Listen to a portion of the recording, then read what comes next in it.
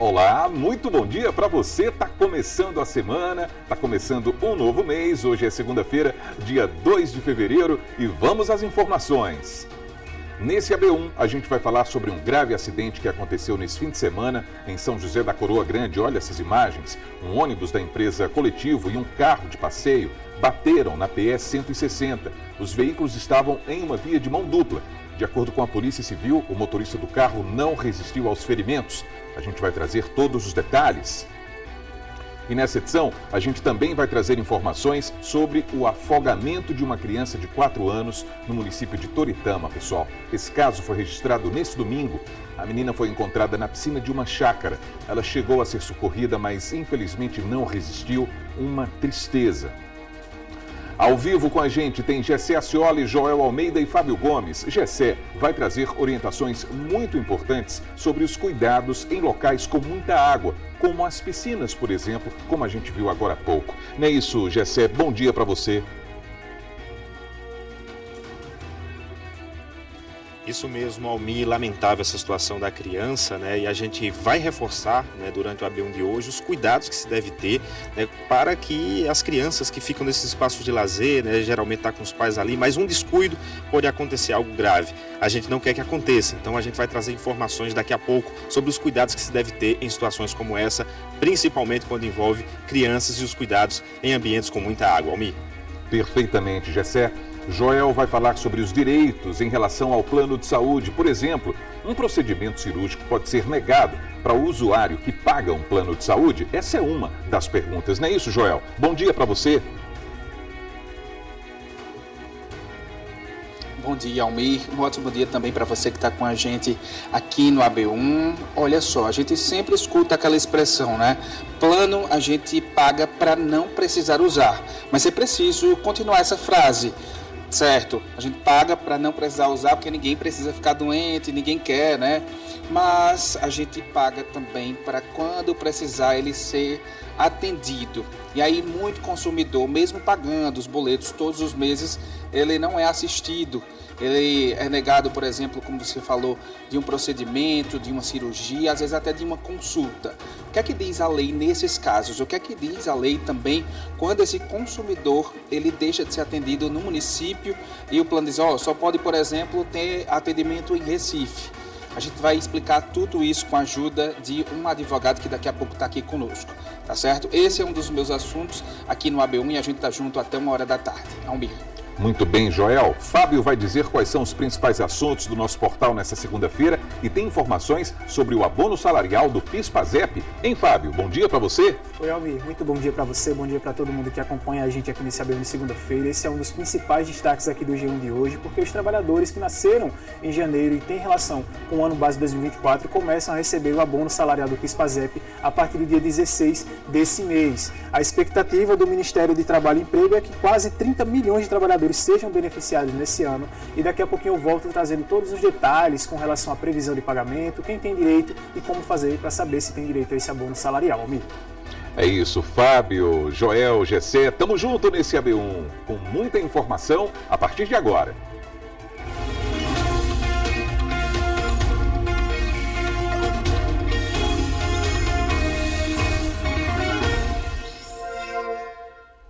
Agora 11h53. Vamos juntos pela telinha da TV Asa Branca, desejando uma ótima semana para você. Estamos juntos pelo nosso portal, o G1 Caruaru e região e ainda pelo Globoplay. Aí tem o QR Code que leva você para o nosso aplicativo para acompanhar o AB1 ao vivo e de graça pela internet. Está bem aqui do lado. Vamos ver como é que está o clima aqui em Caruaru nessa segunda-feira? Olha aí, a previsão do tempo está dizendo que o dia deve seguir assim, com sol e poucas nuvens. À noite, aí o tempo pode ficar um pouquinho mais fechado, pode ficar parcialmente nublado. A temperatura agora está marcando 31 graus e a mínima deve ficar na casa dos 20 graus, hein? E olha, pessoal, um ônibus da empresa Coletivo se envolveu em um acidente em São José da Coroa Grande, no litoral. A gente tem esse vídeo aí que mostra o momento da colisão na PS 160. Os veículos estavam em uma via de mão dupla. As imagens dão uma ideia do tamanho dessa colisão. De acordo com a Polícia Civil, o motorista do carro tinha 31 anos. Ele chegou a ser socorrido, mas não resistiu aos ferimentos. As investigações estão em andamento. E também teve um acidente grave na BR-232 em Sanharó. De acordo com a Polícia Rodoviária Federal, o acidente aconteceu entre dois veículos. O motorista de um dos carros morreu no local. 2 passageiros ficaram feridos. Eles foram levados para uma unidade de saúde e a Polícia Civil vai investigar esse caso. E uma menina de 4 anos foi vítima de afogamento em Toritama nesse domingo, hein? A Polícia Civil está investigando a morte da pequena Anne Caroline. Ela estaria em uma chácara com a família quando foi encontrada dentro da piscina. Anne chegou a ser levada para o hospital do município.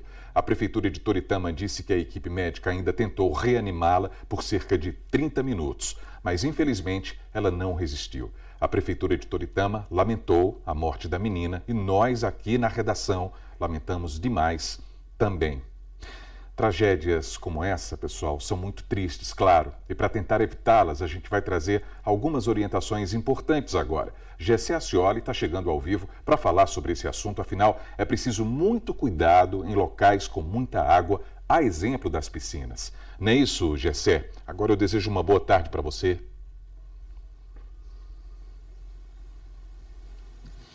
Pois é, Almi, boa tarde para você, boa tarde para quem está nos assistindo. Aproveito o espaço também para desejar os nossos sentimentos à família toritamense que também está nesse momento de luto por conta dessa situação de ontem. Para evitar casos como esse, é preciso muito cuidado. Eu estou aqui com o Bernardo Sampaio, que é tenente do Corpo de Bombeiros Militar de Pernambuco, e vai nos trazer informações agora, tenente, sobre esses cuidados que se deve ter em espaços como esse. Há um movimento de recreação, há sempre os pais junto com as crianças, mas um descuido pode acontecer algo mais grave. Quais são os cuidados que se deve ter em espaços como esse? Boa tarde. Boa tarde. O tema é muito pertinente realmente, porque a gente tem estatísticas da Sociedade Brasileira de Salvamento Aquático e que nesse período de dezembro a março, praticamente metade dos afogamentos acontecem nesse período. Então, é período mais quente, final de ano, férias escolares. A gente tem que ter muito cuidado, principalmente com crianças, porque o ambiente de piscina, fechado é onde mais ocorrem afogamentos envolvendo crianças. E aí, o principal cuidado inicial é, se tem criança na água, o pai tem que estar sempre visualizando, o pai, a mãe, o responsável adulto, porque o adulto é quem vai ter aquele senso do perigo, vai ter o norte realmente de se aquela profundidade é adequada para a criança ou não, que seria na altura da cintura, que por vezes se ela estiver acompanhada por outra criança ou adolescente, não vai ter aquele crivo para realmente estar, como é que eu posso dizer, observando e ponderando com a criança, né? Em relação aos equipamentos, né? A gente sabe também que existem equipamentos que podem minimizar situações como essa. Perfeito. É muito comum a gente ver crianças com aquelas boias de braço, né, ou aquela boia de cintura, que podem funcionar, mas não são adequadas, porque certamente o pessoal já viu o vídeo de criança virando ou a boia escapando, de forma que o ideal realmente para a criança, aquela que não sabe nadar ou não tem profundidade adequada para ela, é o uso do colete, porque ele vai ter o tirante ali fechado, amarradinho, e que não vai sair em hipótese alguma. A gente sabe que espaços, por exemplo, nós estamos aqui em um espaço de um condomínio, mas tem espaço de chácaras, espaço de fazendas, enfim, e geralmente a piscina está num lugar muito livre. E às vezes a criança vai ao espaço sem o acompanhamento dos pais. É importante também ter espaços, por exemplo, como grades, que possam barrar essa entrada das crianças.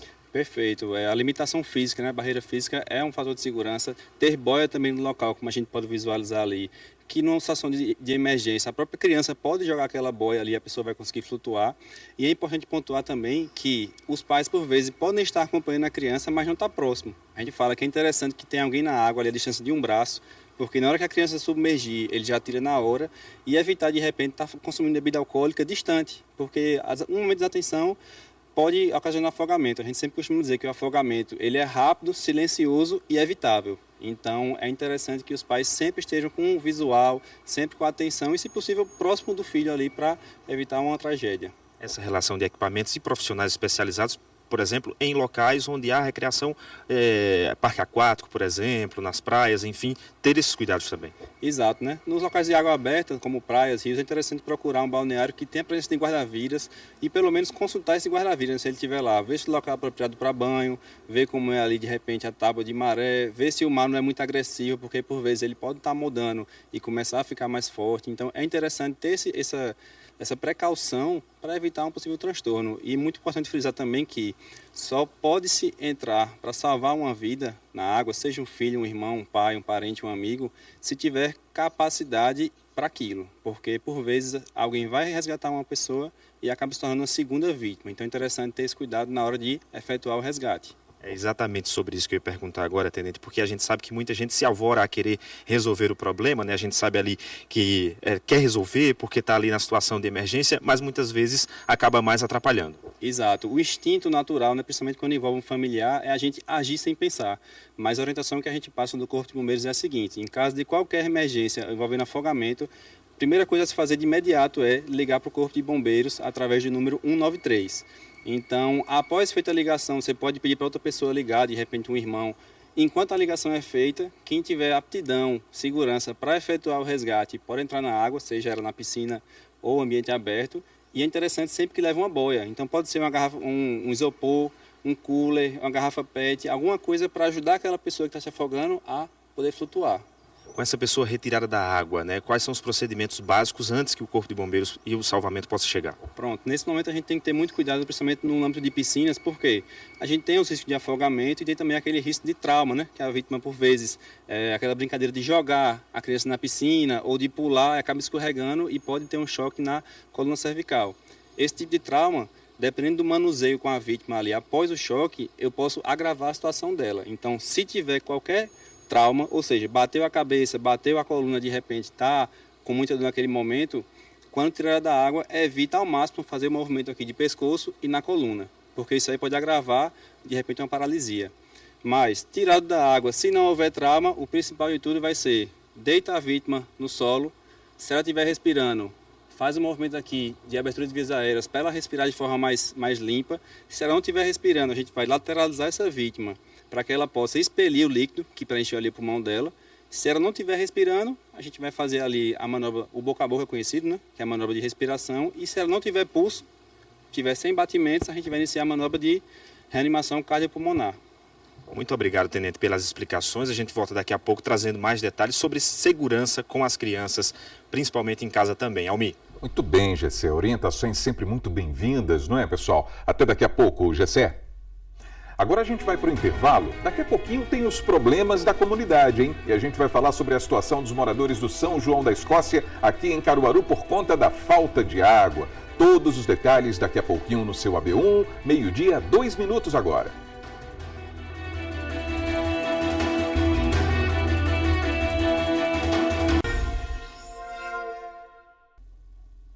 AB1 de volta para você, 12h, 4 minutos. Vamos dar uma olhadinha na movimentação do trânsito aqui em Caruaru.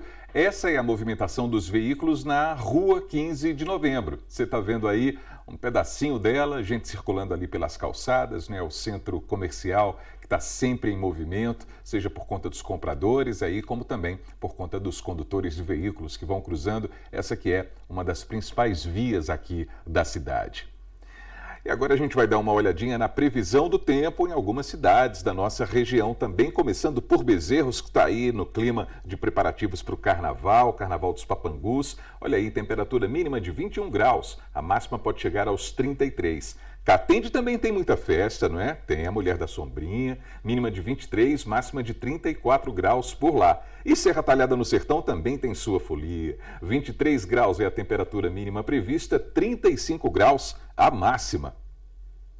E vamos falar sobre os problemas da comunidade agora, pessoal, porque alguns moradores do São João da Escócia, aqui em Caruaru, estão enfrentando problemas por conta da falta de água há mais de um ano. Já pensou nisso? Segundo eles, a água chega de um lado da rua e do outro lado não.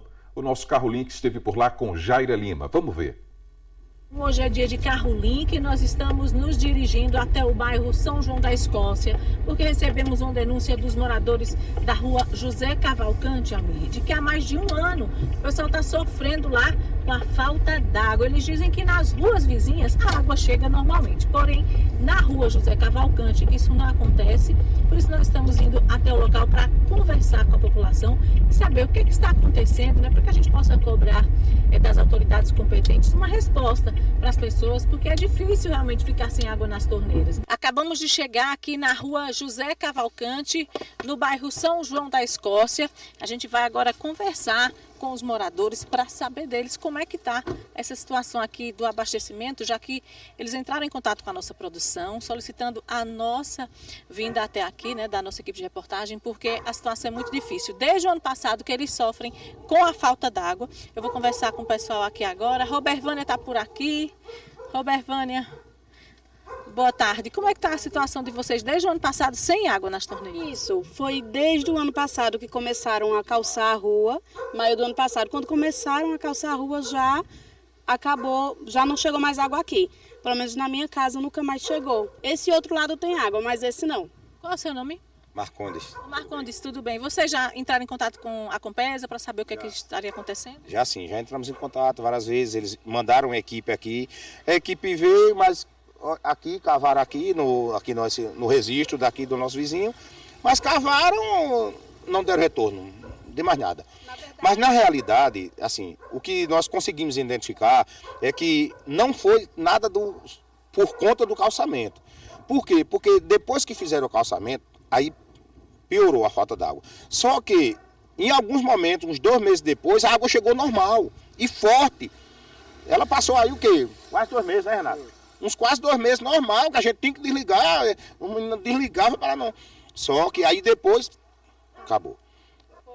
É difícil ficar sem água, né? É muito difícil. A gente precisa, porque no lado de lá chega e desse lado aqui a gente fica sem água. E já foi feita a reclamação e até agora nada. Eles vêm olhar o relógio está aqui. Mas a conta chega, mas a água que é bom, nada. E o estranho é que só um lado da rua que fica sem água, né? O problema só tem no lado direito. No lado esquerdo não tem água. Nós comprando água direto, os vizinhos comprando. E aqui tá a conta de água que vem. E aí nós paga de 180 a 200 reais um caminhão de água. E pagando a conta também. Como é seu nome? Manuel. Seu Manuel, situação difícil, né? Ninguém pode ficar em casa sem água. É difícil. E aqui tem criança nova, tudo, recém-nascida. E nós estamos nessa situação, aguardando a Compesa dar um alô pra gente aí. Um suporte aí pra gente. Essa história deles falarem que resolvido, aqui não foi resolvido nada. Lá consta como se tivesse resolvido o problema. Mas aqui não foi resolvido nada. Como é seu nome? Renato. Renato, difícil essa situação, né? Tá complicado demais porque vai fazer 1 ano agora sem água, aí conta chega, se não pagar fica a maior burocracia do mundo, aí ele no aplicativo está resolvido, não foi nada solucionado. Aí eles vêm aqui só olham, a gente vai olhar o relógio, vai olhar o cano e nada de solução feita. Aí a gente não quer nenhuma posição, quer uma solução, porque desse jeito tá ruim, ficar sem água há 1 ano, comprando água e pagando conta de água. Muito obrigada, gente. Pois é, Almir, essa é a situação aqui dos moradores da rua José Cavalcante, no bairro São João da Escócia. José Clóvis Cavalcante, rua José Clóvis Cavalcante, aqui no bairro São João da Escócia. Eles continuam pagando a água, né? A conta está chegando normalmente, porém não tem água nas torneiras e o estranho é que é só uma parte da rua que não está sendo abastecida. A outra parte da rua, de acordo com os moradores, continua a chegar água normalmente. Então a gente espera, aí vai em busca de uma solução para esse problema, porque é muito complicado ficar sem água e principalmente estar tirando o dinheiro do próprio bolso para estar comprando água, que é um direito de todo mundo. Almir, eu volto contigo e é claro que a gente vai em busca dessas respostas para a população. Exatamente, Jair. Você já pensou nisso? Ficar 1 ano sem receber água em casa. Do outro lado da rua, o pessoal está recebendo normalmente, o que é muito bom, não é claro, mas tem esses moradores que estão nesse sofrimento todo. Aí o pessoal tem que tirar do bolso aquele dinheiro suado para comprar água e ainda pagar a conta no final do mês de uma água que não está chegando. Difícil isso, hein? Difícil demais para os moradores aí do São João da Escócia que estão nessa situação há tanto tempo.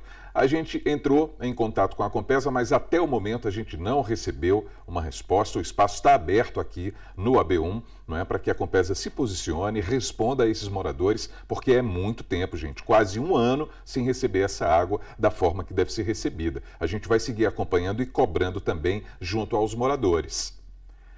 E agora vamos para o momento WhatsApp. A gente segue falando sobre falta de água. Esse é um problema que aparece em muitos municípios aqui do nosso estado também. Lá em Jurema não tem sido diferente. A dona Marluce Alves mora na Vila Eduardo Campos e enviou um vídeo para a gente. Vamos ver agora. A situação está muito complicada mesmo, não só para uns, como para a maioria, por conta que a água na rua chega, em algumas ruas, outras não. Na Vila Eduardo Campos a gente está com 24 dias hoje. Hoje é que está chegando um pouquinho em uma rua só, que é aí embaixo, na parte de baixo. No meio, na parte de cima não está chegando. E o topo do Uruçu nem se fala, que é onde mora o pessoal mais carente. Muita gente não tem condições, como o vídeo mostrado aí acima. Bem pouquinha água. tipo, bem pouquinho recipiente para colocar água, fica passando por essa situação aí. E lá é duas águas, né? A água da rua e a água da lajinha. E nenhuma das duas está chegando. Que coisa, hein, dona Marluce? A gente também foi em busca de uma resposta sobre essa situação, viu?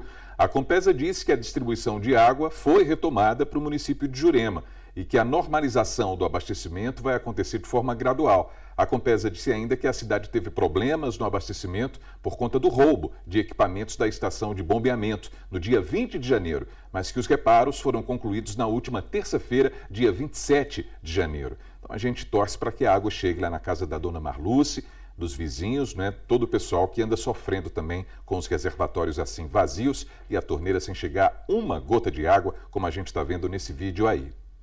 E você também pode participar do Momento WhatsApp. Você grava um vídeo mostrando o problema que está acontecendo aí no seu bairro e manda pra gente. O WhatsApp está aí, ó. Tá vendo na tela? 99198-8212. E amanhã, você já sabe, é dia de cobrança no Minha Comunidade. A gente vai voltar ao São João da Escócia, aqui em Caruaru, porque tem morador sofrendo também por conta da falta de pavimentação. Olha a situação dessa rua. Olha quantos esgotos correndo, tá vendo? E a gente também vai voltar a falar sobre o Complexo de Saúde do Vassoural. Fomos informados de que a entrega dessa unidade está prevista para amanhã. Então a gente vai acompanhar tudo ao vivo aqui no seu AB1. Meio-dia, 12 minutos agora. Vamos seguindo porque tem criança em casa que precisa de muito cuidado sempre, a família tem que estar em alerta e é preciso muito cuidado, inclusive com as tomadas, com relação aos móveis que às vezes são pontiagudos, enfim. Então, para reforçar esses cuidados, Gessé Acioli está voltando para a gente conferir outras orientações importantes agora para a gente cuidar bem dessa criançada. Não é isso, Gessé? É isso mesmo, Almir. A gente segue falando sobre esses cuidados com crianças, né? Principalmente no ambiente de casa. Existem várias questões que podem ser evitadas de acidentes acontecerem.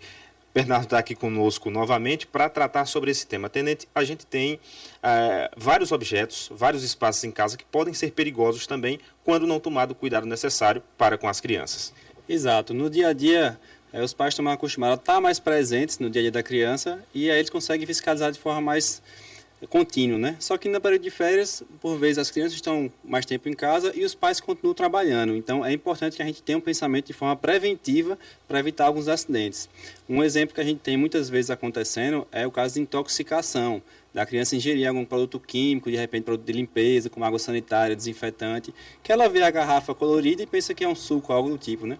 Então é importante que os pais tenham o pensamento preventivo de armazenar esses produtos em locais de difícil acesso, então local alto, se possível conversar com as crianças e evitar uma prática comum que é a de utilizar a garrafa PET para armazenar esses produtos. Então uma garrafa que a criança por vezes está acostumada a ingerir o líquido, a gente pegar para armazenar um produto que não é de ingestão. Então não é recomendável fazer isso porque realmente pode ocasionar acidente não só com criança, mas até com adulto também. Um outro risco comum que a gente tem frequente no dia a dia doméstico é a questão de choque elétrico, né? E até possíveis incêndios devido a equipamentos. Então é interessante ter muito cuidado com o equipamento elétrico, como por exemplo carregadores de celular. É evitar manusear o aparelho enquanto ele estiver carregando, porque ele vai esquentar e pode ter uma descarga elétrica. E também ter o cuidado devido na compra do carregador, né? Comprar um equipamento que seja original, que tenha uma certificação, porque isso aí vai reduzir a chance de que ele possa ocasionar, de repente, um choque elétrico ou até um incêndio. A gente tem aqui próximo uma churrasqueira, né? Porque estamos aqui numa área de piscina, mas remete à questão do fogão, né? Às vezes o fogo ali, a criança ter acesso, também é um risco. Exato. É uma coisa que a gente desde pequeno e por vezes a gente não leva tanto em conta é a questão da posição do cabo da panela, né? É importante sempre deixar o cabo da panela voltado para dentro do fogão, porque a criança por vezes está passando ali perto, que não é o indicado, mas pode acontecer, e ela simplesmente bate ali um braço de repente num cabo e a panela pode se virar contra ela, né? Ocasionando de repente uma queimadura por óleo, gordura, ou que é bem grave.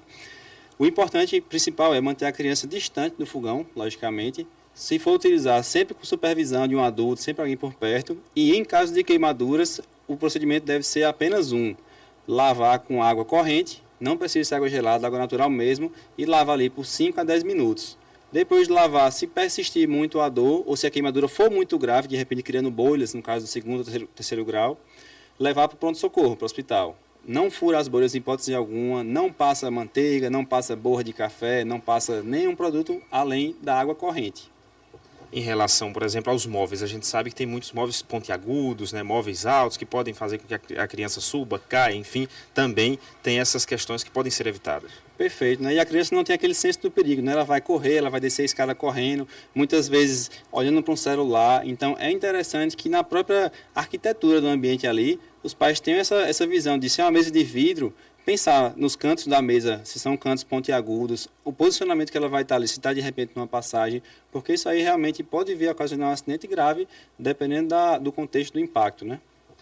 Muito bem, obrigado, Bernardo, né, que é tenente do Corpo de Bombeiros, nos ajudou bastante com dicas importantes para os pais que estão em casa e para as crianças aí nesse período que tem esses recessos, tem essas férias, esses feriados. Quando a criança está em casa também, todo cuidado é pouco, a gente precisa estar sempre alerta, Almir. Exatamente, Gessé. Por isso é sempre muito bom a gente conferir cada uma dessas orientações. Muito obrigado pelas informações, Gessé. A gente agradece também ao representante do Corpo de Bombeiros.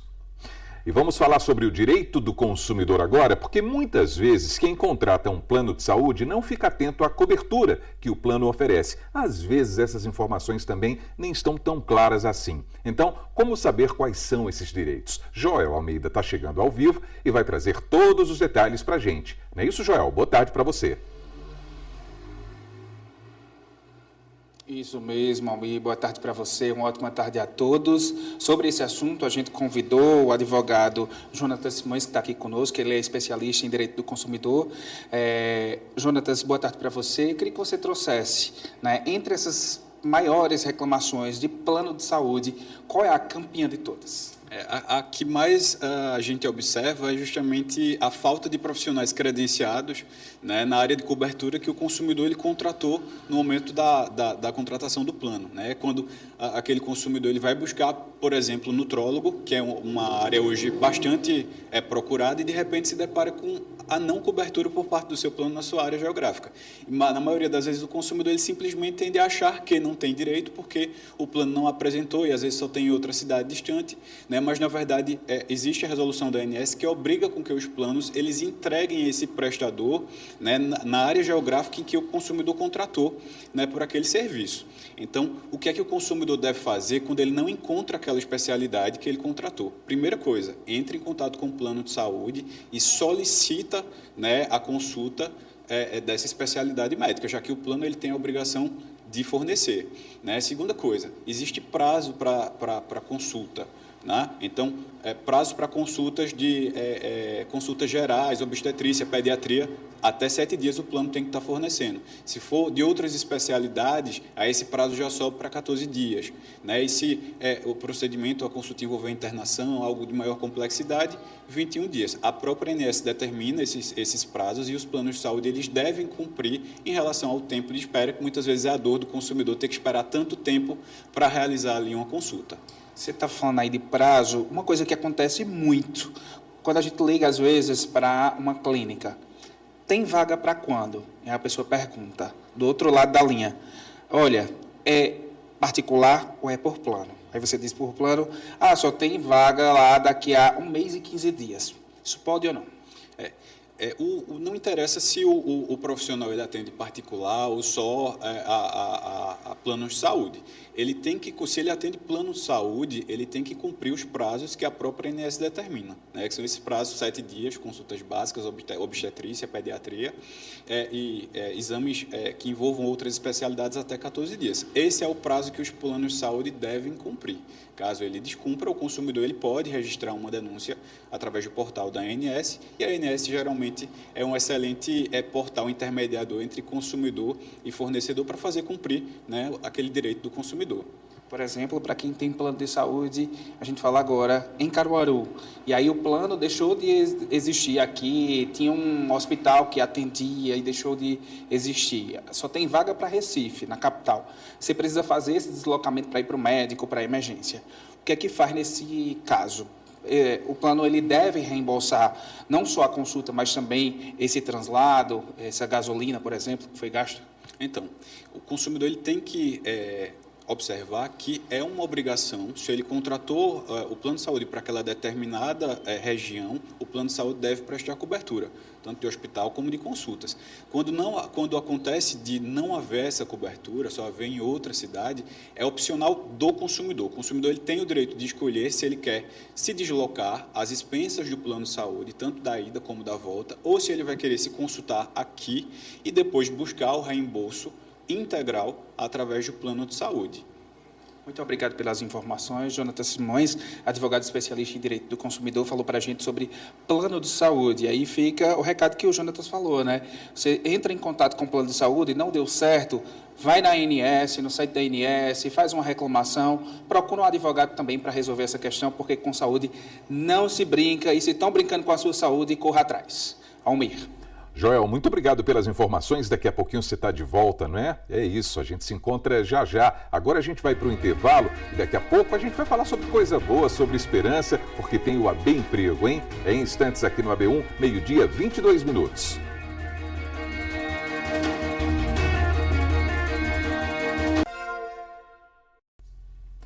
AB1 de volta para você, meio-dia, 24 minutos, e a gente vai dar mais uma olhadinha na movimentação do trânsito agora nas cidades da região. Olha aí, Santa Cruz do Capibaribe na sua tela, imagens aí da via local da PS 160. É sempre um local muito movimentado, como a gente observa com essas imagens aí ao vivo. Tem ali parte dos veículos que estão parados, né? Agora muitas motocicletas em movimento, alguns carros também.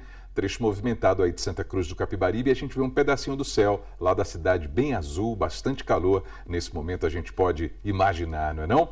E vamos seguindo aqui com o seu AB1.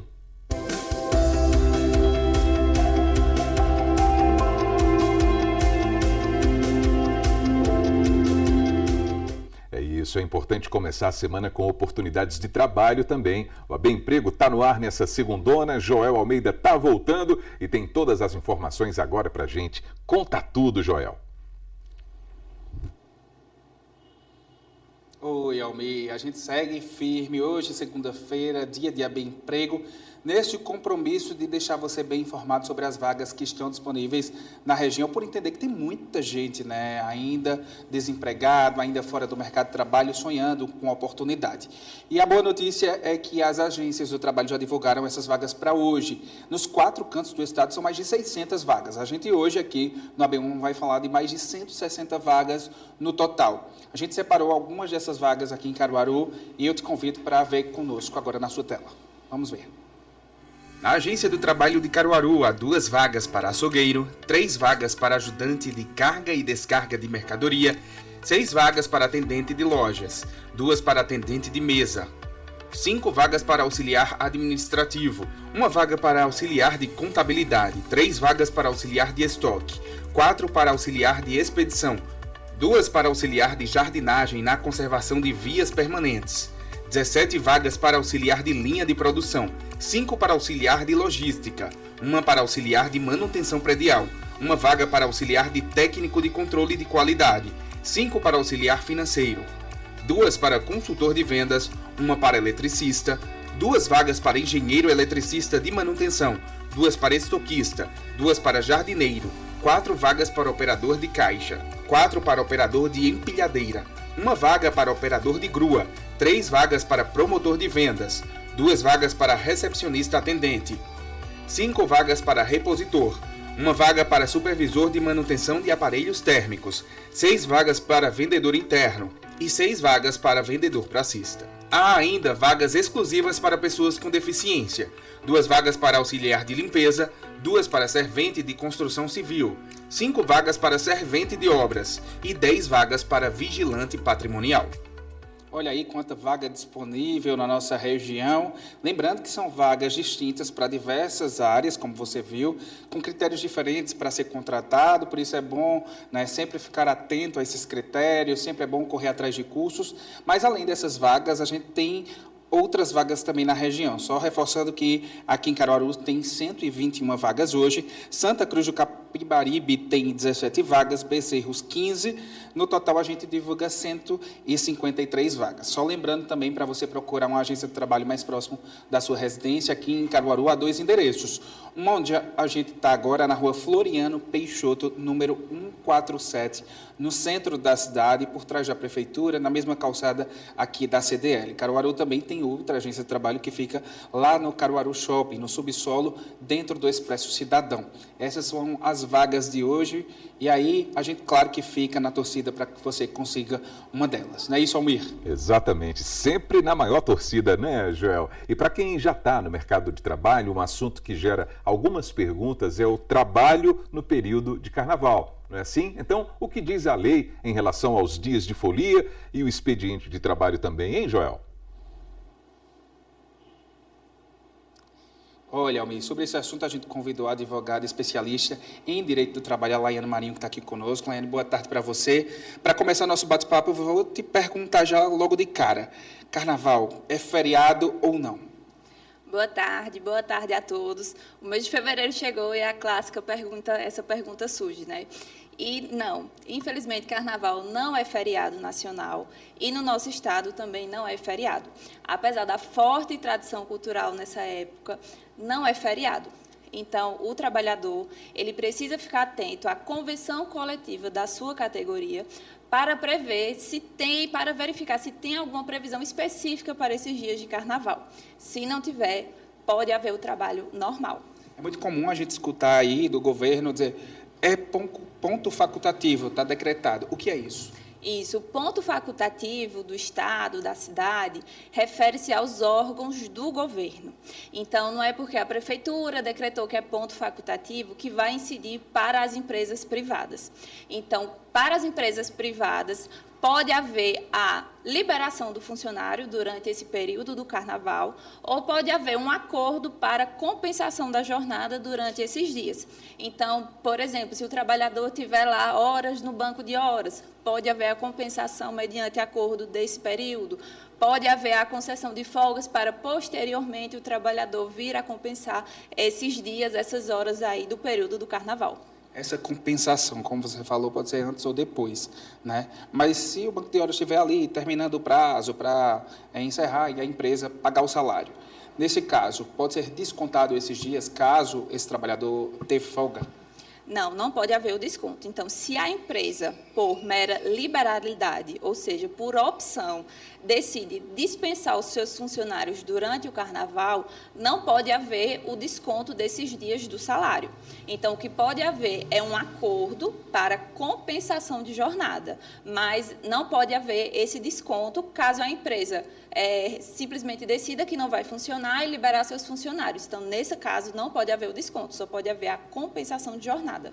Para aquela empresa que já disse a todo mundo com antecedência, olha, a gente não vai funcionar, está todo mundo de folga, depois de compensa, mas por alguma coisa, por precisar entregar os produtos com antecedência, alguém diz, infelizmente todo mundo vai ter que trabalhar no Carnaval. Como é que fica a situação daquele trabalhador que já marcou essa viagem com os amigos, já pagou casa no Carnaval ou fez um pacote de viagens em um hotel, por exemplo? Bom, nesse caso, né, como dito, a via de regra, o normal é que tenha trabalho. Então, se a empresa já comunicou com antecedência que não vai trabalhar, que não vai funcionar, para que os funcionários possam organizar viagens, via de regra, não pode voltar atrás. Então, caso o empregador cause algum prejuízo para o seu funcionário, como essas despesas, pode haver também que o empregado pode buscar a reparação por esses prejuízos. Então, o empregado comprova junto à empresa o prejuízo sofrido, porque contratou aquele pacote de viagem, tudo, porque confiou que a empresa já tinha dispensado, já tinha feito o acordo para compensar essas horas, e aí, eventuais prejuízos, o empregador deve ressarcir o seu empregado. Muito obrigado pelas informações. Laiane Marinho, especialista em Direito do Trabalho, falou para a gente sobre Carnaval. E a gente estava conversando aqui, antes da entrevista, batendo as perguntas, ela falou sobre o seguinte, é muito comum você, às vezes, pegar atestado, nessa época de Carnaval, os hospitais ficam lotados, mas a pessoa pegou o atestado e vai curtir. Pode dar demissão por justa causa, viu? Almir, eu volto contigo. Muito obrigado, viu, Joel, por todas as informações nesse AB Emprego de hoje também. Um bom trabalho para você. Agora a gente vai voltar à redação porque Fábio Gomes tem outros destaques do nosso portal e uma das informações é sobre o abono salarial do PIS/PASEP. Não é isso, Fábio? É isso mesmo, Abi. Muito boa tarde para você, boa tarde para todo mundo que está ligado aqui com a gente nesse AB1 de segunda-feira. A gente tem informações sobre o abono salarial do PIS/PASEP porque os trabalhadores que nasceram em janeiro vão começar a receber o abono salarial do PIS/PASEP, né, referente ao ano base 2024, a partir do dia 16 desse mês de fevereiro. De acordo com o Ministério de Trabalho e Emprego, a estimativa é que quase 30 milhões de trabalhadores sejam beneficiados esse ano, com um total de 33,5 bilhões de reais em pagamentos. Nessa primeira etapa, só reforçando, esse benefício será pago aos trabalhadores que nasceram em janeiro. Os valores ficarão disponíveis para saque até o encerramento do calendário em 30 de dezembro desse ano. O programa ele passou por algumas mudanças nas regras que nós, inclusive, tratamos aqui no G1, mas os requisitos continuam os mesmos. Para ter direito ao PIS/PASEP, o trabalhador precisa estar inscrito no programa há pelo menos 5 anos, ter trabalhado com carteira assinada em pelo menos 30 dias com referência ao ano base, ter recebido o limite de renda estipulado para o ano e também ter os dados informados corretamente pelo empregador no RAIS ou no I-Social. Para conferir mais detalhes e também o calendário de pagamento para os próximos meses, é só acessar aqui o G1, Almir. Muito bem, estou vendo aí, ó, esse dinheirinho todo, tem gente que fica olhando também sempre quando tem a oportunidade de concurso para ter aí um salário bacana, não é, para ficar contando essas cédulas aí, ó, e contar com a estabilidade profissional também, né, Fábio? Então tem informações sobre concursos e seleções aqui no estado, né? Tem também, Almir. Toda segunda-feira a gente atualiza a nossa lista com todos os concursos e seleções simplificadas que estão em aberto aqui em Pernambuco. Atualmente, mais de 2.000 vagas estão disponíveis em 4 prefeituras aqui da cidade, que a gente tem, inclusive, aqui os editais abertos, com todas essas oportunidades e todas essas vagas, e os salários podem chegar a mais de R$12 mil. Todas essas seleções que a gente vai tratar agora têm oportunidades para níveis fundamental, médio, técnico e superior. A gente preparou um gráfico aqui para elencar melhor essas oportunidades que estão em aberto. A gente está acompanhando agora, nesse momento, os concursos de seleções em aberto aqui no estado. Tem oportunidade, como a gente sabe, que vários concurseiros prestam esses concursos em várias cidades, e a gente tem, inclusive, na Prefeitura de Pojuca, né, inscrições até a quarta-feira, dia 4 de fevereiro. São 8 vagas para nível superior e salários que ultrapassam os R$10 mil. A Prefeitura de Goiânia tem inscrições até o dia 8 de fevereiro, com 1.512 vagas para níveis médio e superior e salários que podem chegar até quase R$9 mil. E a Prefeitura de Belo Jardim tem inscrições até o dia 9 de fevereiro, com 88 vagas para níveis fundamental e médio. Os salários são de até R$ 2.500. E a Prefeitura de Cabo de Santo Agostinho tem a maior remuneração até o momento. As inscrições seguem até o dia 23 de fevereiro. São 672 vagas para níveis fundamental, médio, técnico e superior e salários que podem chegar a mais de R$12 mil. Todas essas oportunidades a gente elencou aqui no G1 e também disponibilizamos o hiperlink, né, essa parte vermelha do texto, onde o leitor pode clicar e conferir o edital em cada uma dessas oportunidades. Aí ele vai poder conferir com mais detalhes as oportunidades, as vagas disponíveis, os cargos disponíveis e também como é que essa seleção vai acontecer. Algumas delas acontecem em etapa única, outras acontecem aí com prova de títulos, no caso da seleção de nível superior, e o candidato interessado, ele pode estar se preparando da melhor forma possível, né, Almir? Exatamente, se preparar para se dar bem no final das contas, né, Fábio? Muito obrigado pelos destaques de hoje. Bom trabalho para você e até amanhã. Obrigado, Almir. Bom trabalho para você também. Até amanhã e uma boa semana para todo mundo que está acompanhando a gente. Valeu, Fábio. 12h36. E o verão, hein? É esse período de calor intenso e muita gente aproveitando as praias, por exemplo. E nesse cenário, o cabelo tende a ficar mais ressecado. Diante disso, é preciso cuidado para manter a saúde dos fios antes, durante e depois da exposição ao sol e às águas também. Veja na reportagem que a gente preparou. Durante a exposição solar, proteínas importantes como a queratina e a melanina sofrem degradação. Isso deixa o cabelo mais frágil, mais opaco e suscetível à queda. Por isso, iniciar os cuidados antes e manter uma rotina de proteção faz toda a diferença para atravessar a estação com fios mais fortes e mais saudáveis. No dia a dia do verão, alguns sinais não mentem.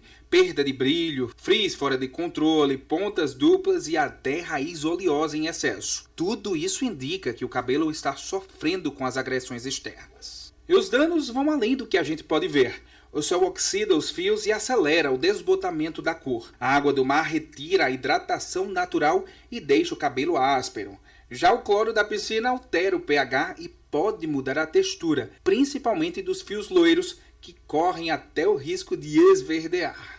O mar tem sal e ele desidrata o cabelo. A piscina tem cloro, modifica o pH do cabelo. Então, a dica para quem vai pegar piscina com praia é molhar o cabelo, passar o leave-in e só aí entrar nesses dois processos de praia e piscina para não desidratar, não tornar o cabelo poroso. Se for só para o mar, aí basta passar o leave-in, não é necessário molhar. E mais uma dica, cuidado com o pós. Hidratar com máscaras, principalmente máscaras que façam nutrição e reconstrução, porque o cabelo ele também volta mais poroso, mais seco, com mais freezing da praia, da piscina e do verão de uma maneira geral, inclusive modificando sua cor.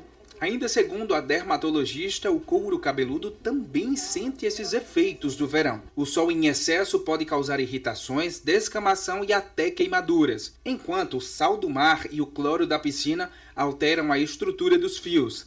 A orientação é investir em proteção solar capilar, hidratação frequente e a atenção redobrada à limpeza adequada do couro cabeludo. Existem leave-ins que têm até fator 50, então tem que reaplicar a cada 2 ou 3 horas, principalmente se ficar imerso em água. Essa proteção solar é uma coisa bem nova e já vem junto com as novidades para o cabelo, mas realmente a gente tem prescrito para os pacientes. Depois, eu sempre falo, a melhor proteção é o chapéu, é a sombrinha, é o boné, mas essa orientação é universal. Os cabelos sofrem todos, alguns de mais maneiros, mais claros e os mais finos, e outros conseguem suportar um pouco mais. Mas como o cabelo não é vivo, o cabelo é uma fibra de queratina e que ela é morta, ela está naquela situação, já perdeu as células, ela precisa ser protegida, senão ela perde o sebo, ela abre a cutícula e estraga, quebra e cai o cabelo. Alguns tipos de cabelo precisam de uma atenção redobrada nessa época. Fios finos, descoloridos, com química, além dos cabelos cacheados e crespos, costumam ser mais porosos e mais sensíveis. Eles absorvem mais facilmente os danos do verão. Para evitar os prejuízos, os especialistas reforçam: é preciso fazer um verdadeiro checklist da sobrevivência capilar. O uso diário do protetor solar para os cabelos é indispensável. Após o mar ou a piscina, é preciso enxaguar os fios com água doce.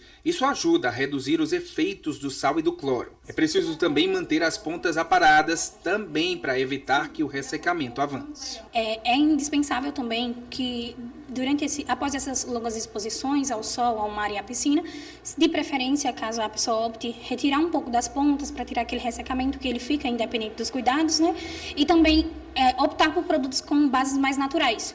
Pode ser óleos vegetais, manteigas nutritivas, elas acabam sendo mais intensificadas do que produtos mais químicos. Então, pode ser o óleo vegetal puro, fazer ali uma reposição lipídica, porque traz mais maleabilidade e flexibilidade para o fio, trazendo assim mais saúde. Para os cabelos crespos, cacheados e descoloridos, os cuidados precisam ser ainda mais específicos. De acordo com a especialista, esses fios tendem a ser mais finos naturalmente e mais ressecados. Isso aumenta os danos no verão. A recomendação é reforçar a hidratação, usar produtos adequados para cada curvatura e evitar o excesso de químicas durante esse período. A dica principal é não deixar os cuidados só para depois. Prevenir agora é o segredo para garantir cabelos mais fortes, brilhantes e resistentes. Isso do primeiro ao último dia do verão. É interessante também manter um cronograma, né? O cronograma não é aquele cronograma prático, é de acordo com a necessidade. Nós cacheadas, nós temos mais a necessidade de hidratação e de nutrição. Em alguns pontos, reconstrução, mas geralmente só quando é associado com química, né? E é interessante também procurar produtos que tenham proteção solar. Muitas vezes a gente tem dificuldade de identificar esses produtos que têm proteção solar, então, para ficar mais fácil, você pode procurar produtos específicos, geralmente na embalagem consta, né? Para uso pós-sol ou antes do sol, e pós-mar, mar ou piscina. Então fica mais fácil até para identificar isso e também vai trazer a melhora da fibra desse cabelo.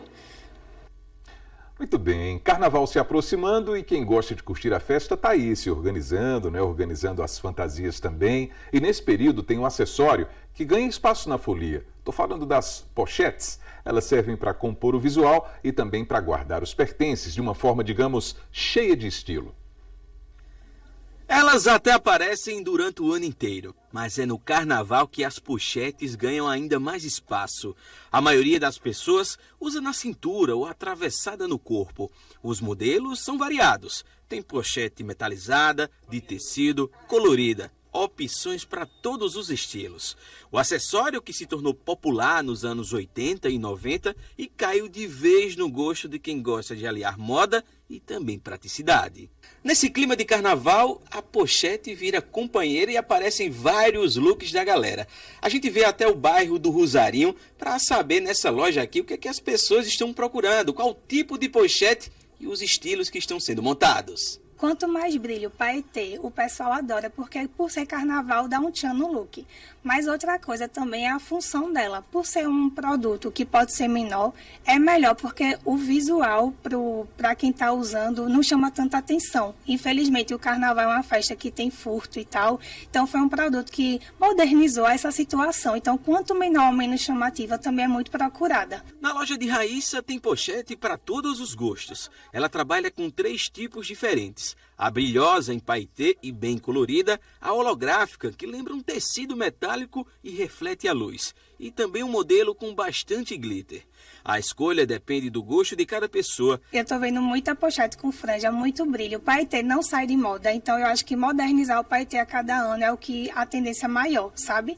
E uma coisa que eu tenho visto é que é o fechamento.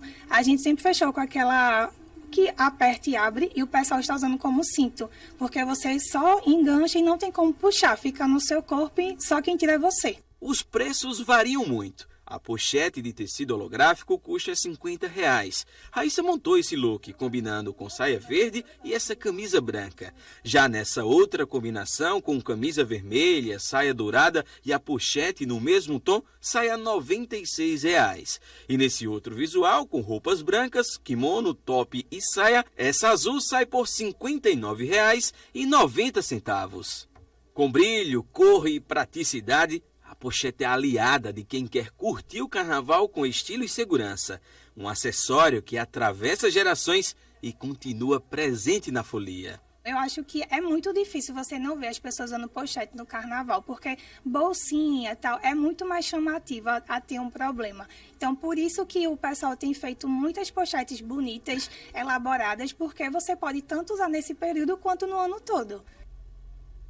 E agora a gente vai até o Agreste Meridional para ver como é que está o tempo lá em Garanhuns. Olha que céu bonito na Cidade das Flores, ó. Por lá o dia deve seguir assim, poucas nuvens, muito sol. E aí o tempo pode ficar um pouco mais fechado só à noite, hein? A temperatura mínima prevista para hoje está na casa dos 18 graus. E nesse instante, por lá, os termômetros estão marcando 30 graus. A gente vai para o intervalo agora. Na volta tem o AB Esporte para a gente ver como é que foi a última rodada da primeira fase do Campeonato Pernambucano. A gente volta já 12h, 45 minutos agora.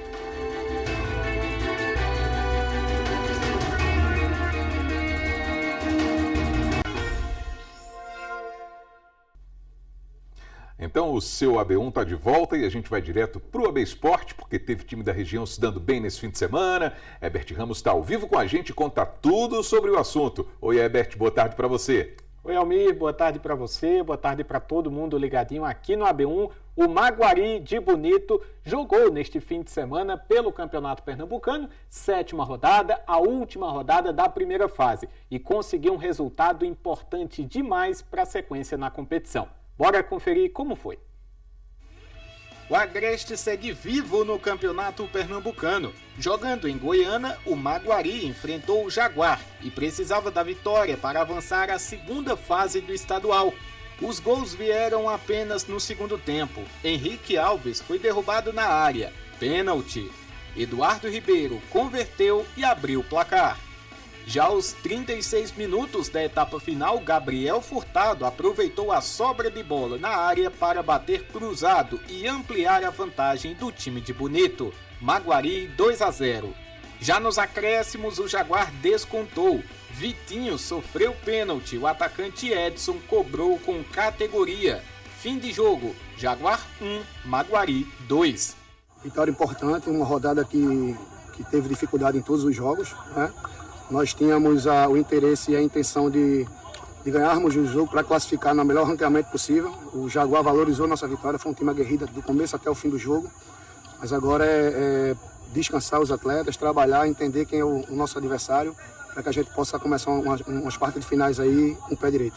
Mas antes do próximo desafio, dá tempo comemorar. Depois de tantas emoções, o primeiro turno do Campeonato Pernambucano terminou em festa.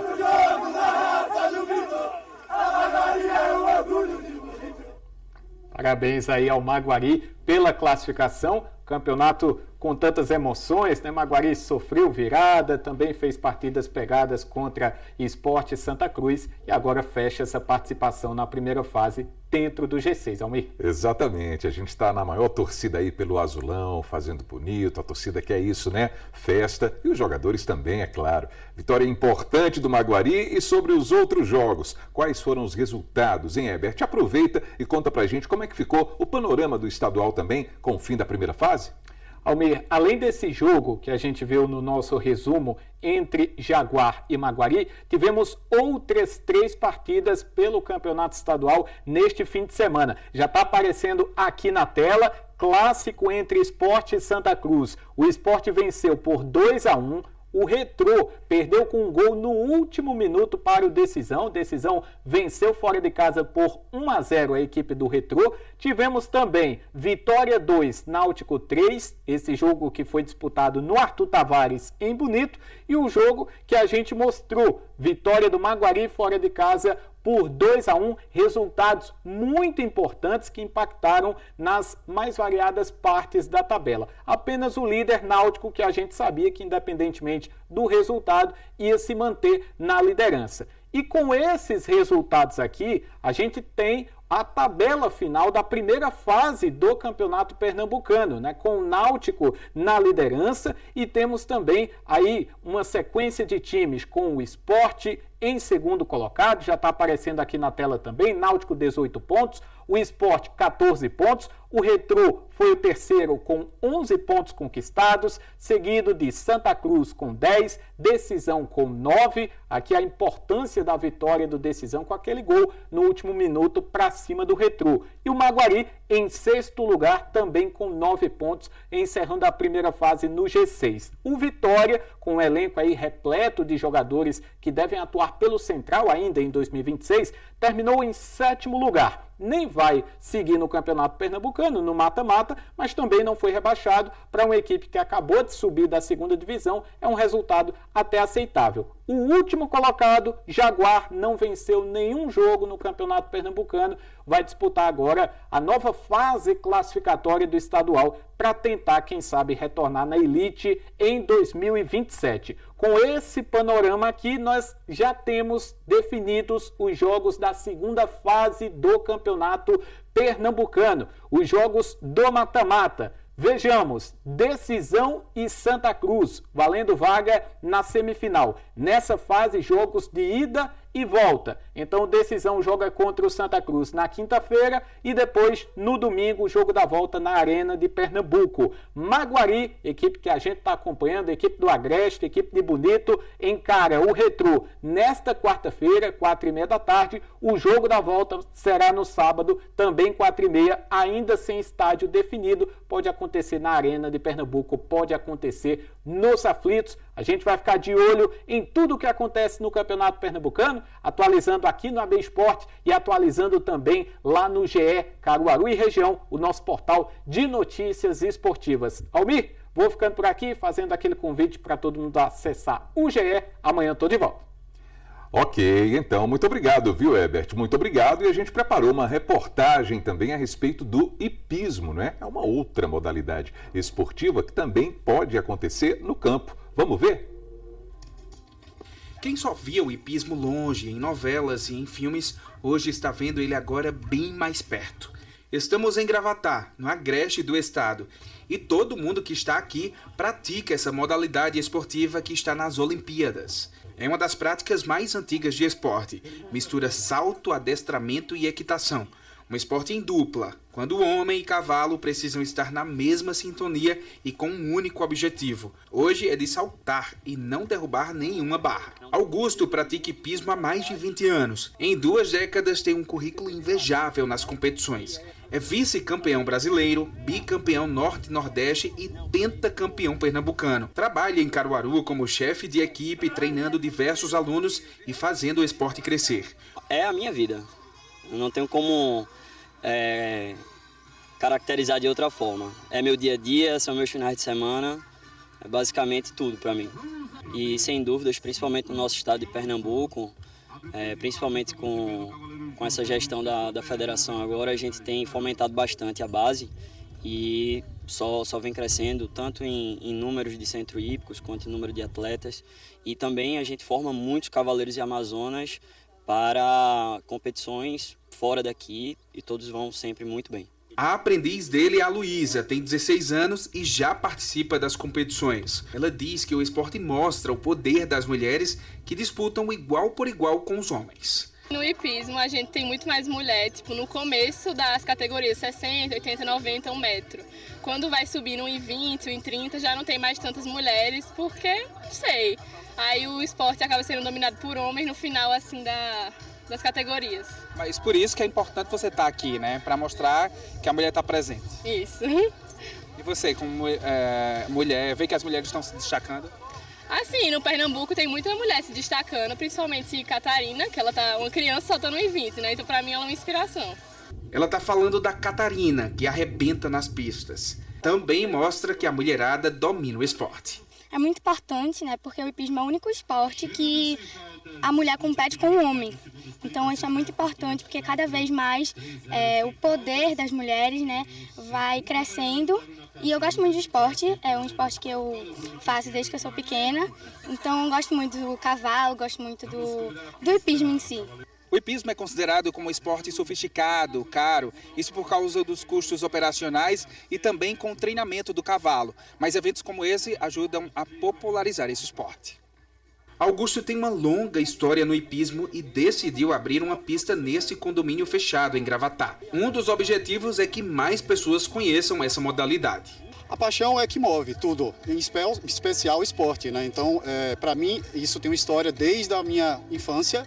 Então, eu era um apreciador que não tinha chance de ter uma convivência com o hipismo de uma maneira regrada. E hoje eu concretizo através do meio empresarial. Então, hoje a gente está dentro do condomínio com o mote do esporte hípico por trás. Então, nós temos uma estrutura ímpar, iluminação subterrânea. Então, eu posso dizer que a paixão associada ao empreendedorismo foi que me fez associar o hipismo ao meu negócio. E eu não tenho nenhum arrependimento. Gravatá já é uma cidade que reúne hoje grandes atividades e faltava a oportunidade de trazer o hipismo para o Agreste. Numa região serrana, nós estamos numa altura, numa altitude que é ainda um pouco maior do que Gravatá, estamos próximo da Serra da Russa, então nós temos um ambiente completo para poder oportunizar para aqueles que já praticam ou aqueles que são apreciadores a oportunidade de conhecer um pouquinho mais o esporte. E se for dependendo dessa nova geração, o hipismo pernambucano estará em destaque no futuro bem próximo. Ser um cavaleiro bom de hipismo, soltar provas mais altas, soltar as provas de fora também. E aí, quer participar de uma Olimpíada? Quero. Será que a gente vai ter Pedro aí num pódio, cantando o hino brasileiro futuramente? Vai. Se Deus quiser, né? Isso aí. Daqui a pouquinho tem o Panorama CBN e a gente vai conversar com o chefe em exercício da Delegacia da Polícia Federal em Caruaru, Tiago Xavier. A gente vai falar sobre o programa Guardiões da Infância. O Panorama começa às 2h na rádio que toca notícia. E assim termina o seu AB1 dessa segunda-feira, mas a semana está só começando. A gente volta a se encontrar amanhã, se Deus quiser, a partir das 11h45. Até lá, pessoal!